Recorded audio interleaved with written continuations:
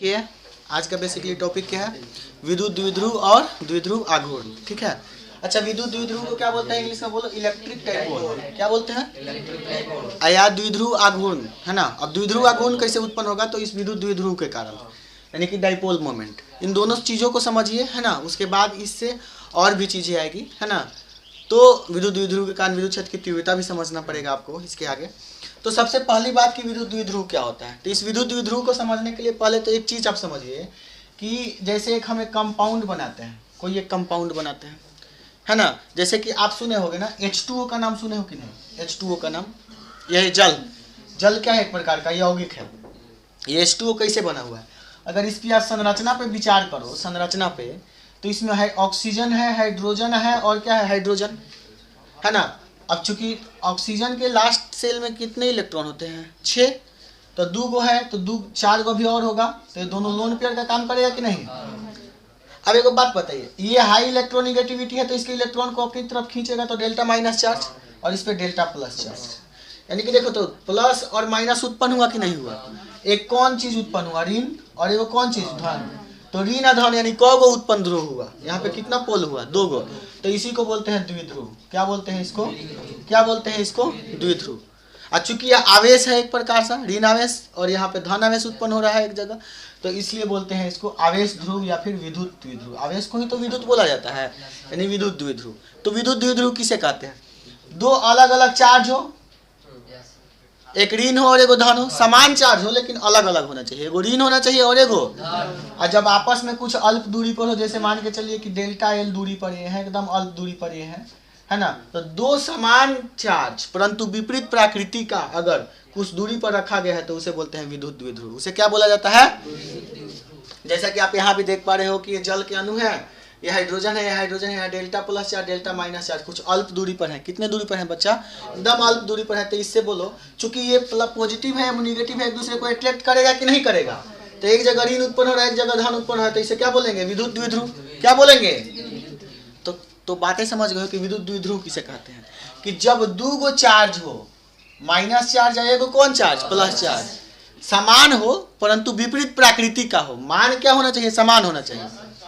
इनका जो मैग्नीट्यूड होना चाहिए, परिमाण जो होना चाहिए, वो समान होना चाहिए, परंतु इनका प्रकृति अलग। एगो ऋण होना चाहिए और एगो क्या होना चाहिए? धन होना चाहिए, है ना। और इनको कुछ अल्प दूरी पर रखा गया हो, जैसे 12 दूरी पर मैंने रखा हुआ है। इसका मिड पॉइंट मान लीजिए O, यहाँ से L दूरी पर है, यहाँ से L दूरी पर है ना। समझ रहे बात को ना। तो जब ये कुछ दूरी पर रखे गए हो तो इनसे जो उत्पन्न होता है ना, चूंकि यहाँ पे 2 ध्रुव हो रहा है, एक पॉजिटिव टर्मिनल और एगो कौन टर्मिनल? नेगेटिव टर्मिनल, यानी 2 ध्रुव उत्पन्न हो रहा है। आवेशों के कितने ध्रुव उत्पन्न हो रहे हैं? 2। तो आवेशों के 2 ध्रुव उत्पन्न हो रहे हैं, तो इसे बोलते हैं आवेश द्विध्रुव। आवेश को विद्युत बोला जाता है, तो इसलिए हम बोलते हैं इसको विद्युत द्विध्रुव। तो विद्युत द्विध्रुव किसे कहते हैं? कि तो जब समान परंतु विपरीत प्रकृति के 2 बिंदु आवेश हो, जब समान हो, यानी कि Q और Q दोनों समान ही है परंतु विपरीत प्रकृति का है, तो विपरीत प्रकृति का हो और इन्हें अल्प दूरी पर रखे गए हो, तो यह निकाय विद्युत द्विध्रुव कहलाता है। निकाय सिस्टम को क्या बोलते हैं? विद्युत। मतलब क्या समझे? कि जब 2 गो चार्ज हो, एगो माइनस चार्ज हो और एगो कौन सा चार्ज हो? प्लस चार्ज हो, है ना। चूंकि परिमाण तो समान हो लेकिन प्रकृति दोनों की क्या होनी चाहिए? अलग। एगो धन होना चाहिए, एगो ऋण। तो इससे जो उत्पन्न होता है, यह जो निकाय कहलाता है, जो सिस्टम कहलाता है, यह सिस्टम क्या कहलाता है? विद्युत द्विध्रुव कहलाता है। विद्युत द्विध्रुव कहलाता है। समझ रहे बात ना। तो विद्युत द्विध्रुव का मतलब समझे कि 2 समान परिमाण के चार्ज होंगे लेकिन प्रकृति उनकी क्या होगी? अलग अलग होगी, है ना। तो इससे 2 ध्रुव उत्पन्न होगा। विद्युतों का कितना ध्रुव उत्पन्न होगा? 2 ध्रुव उत्पन्न होगा। समझ रहे बात ना। और ध्यान से एक बात और समझ लीजिए कि ये जो दोनों चार्ज है, इन चार्ज के बीच की दूरी और इस किसी एक आवेश में से किसी एक आवेश के साथ, जैसे एक माइनस चार्ज है, एगो प्लस चार्ज है ना, तो इसमें से एगो चार्ज ले लीजिए और इनके बीच की दूरी को गुना कर दीजिए। तो गुना, इनके चार्ज और दूरी को गुना करने पर कौन चीज उत्पन्न होता है? द्विध्रुव आघूर्ण। इससे क्या पता चलता है बच्चा? द्विध्रुव आघूर्ण। तो द्विध्रुव आघूर्ण क्या होता है?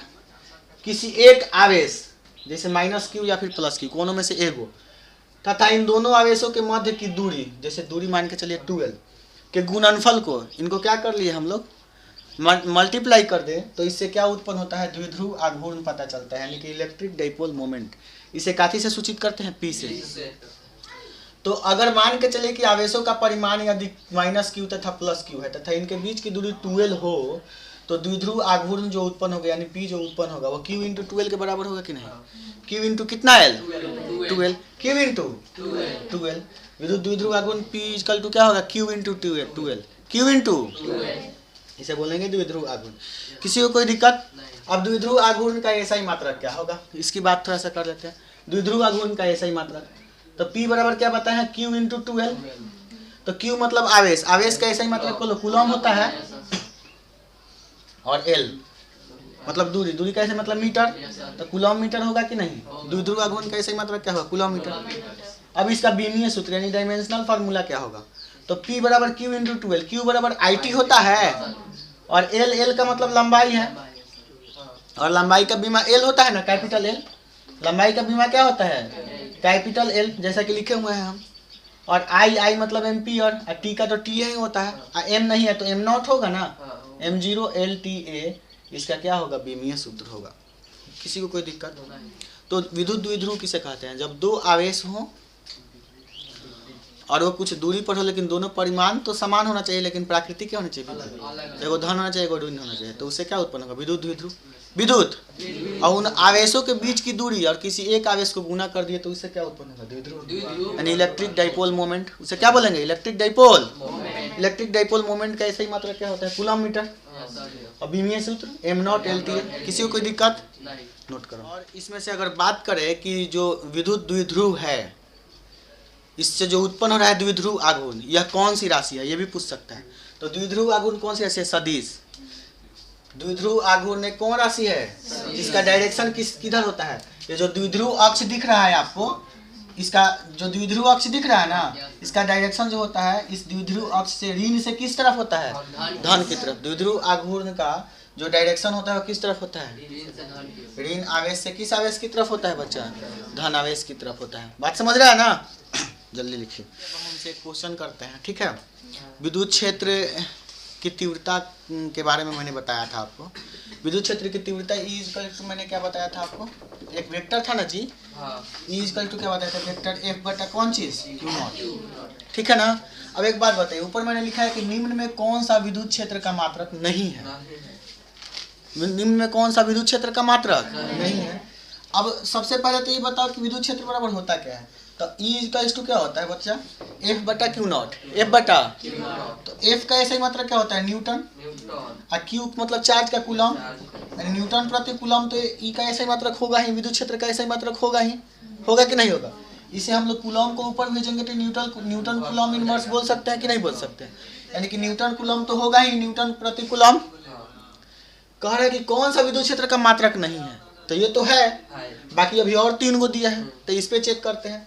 अब एक और बात बताइए, force equal to F S पर है, क्या बोलते हैं? Work equal to F S पर है। वर्क इज इक्वल टू क्या होता है? एफ एस, बल गुना विस्थापन। याद है? कार्य बराबर क्या होता है? बल गुना विस्थापन। बल गुना विस्थापन। अच्छा, अब एक बात बताइए, हम चूंकि ई की बात कर रहे हैं, ई मतलब विद्युत क्षेत्र की तीव्रता की बात कर रहे हैं। अब यहाँ से एक बात बताइए कि मैं अगर यहाँ से F बराबर पूछूं तो W बटा S बोल सकते हो? W बटा। अब इसमें इसको पुट करेंगे तो E इक्वल्स टू क्या हो जाएगा? F के जगह पर W बटा S रख दो, अब बट्टा में कौन नॉट? Q not. बट्टा में क्या हो जाएगा? Q not. अब एक बात बताइए, वर्क का ऐसे मतलब जूल होता है, IS मतलब क्या होता है? विस्थापन। विस्थापन के लिए मीटर यूज करते हैं। अरे बोलो ना, विस्थापन के लिए क्या यूज करते हैं? मीटर।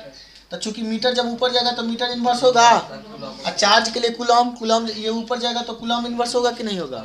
अरे बोलो ना भाई, यानी joule metre inverse coulomb inverse भी हो सकता है कि नहीं? विद्युत क्षेत्र की तीव्रता का ऐसे मतलब, यानी कि ये भी होगा।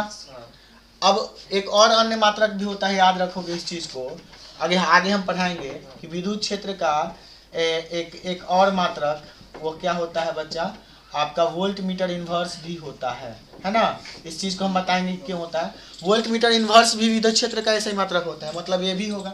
तो कौन नहीं होगा? ये वाला नहीं होगा, ये वाला नहीं होगा ना।